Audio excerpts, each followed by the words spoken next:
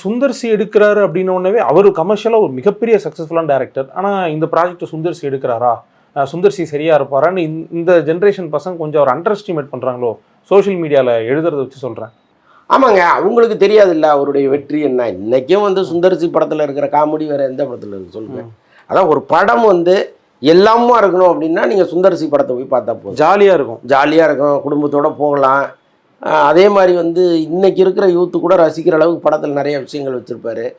So இவங்க என்னென்னா அந்த வன்முறை படங்களாக பார்த்து பார்த்து பழகிட்டாங்க. இந்த லோகேஷ், நெல்சனு, அருண் மாதேஸ்வரன், இந்த மாதிரி ஒரு கூட்டம் உள்ளே வந்து இவங்களுடைய மைண்ட் செட்டையே மாற்றிருச்சு. ரத்தம் கண்டிப்பாக. ஆமாம், காலையில் எதுன்னு சொன்னால் தண்ணி எடுத்து மூஞ்ச கழுவுறதுக்கு பதிலாக ரத்தத்தை எடுத்து தான் கழுவாங்க போல இருக்குது. ஸோ அந்த அளவுக்கு மாற்றிட்டாங்க, மனநிலையே மாறி போச்சு.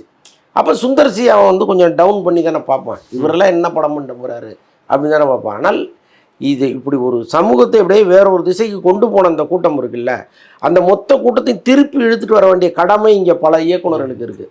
அதனுடைய முதல் படியாக சுந்தர் சி படம் இருக்குன்னு நான் நம்புகிறேன், இருக்கணும்னு விரும்புகிறேன். ஏன் அப்படின்னா, இப்போ இந்த படம் ஒருவேளை ஃபெயிலியர் ஆயிடுச்சுன்னு வச்சுக்கிங்களேன், இல்லைடா இந்த ஃபார்முலா ஒர்க் அவுட் ஆகாது, அப்போ நாம் வந்து பழையபடியே போயிடுவோன்னு ரஜினி வந்து மீண்டும் கத்தியோ துப்பாக்கியோ கையில் எடுத்தாருன்னு வைங்க, என்ன ஆகும்? ஒரு குறைந்தபட்ச பொறுப்புன்னு ஒன்று இருக்கு இல்லையா?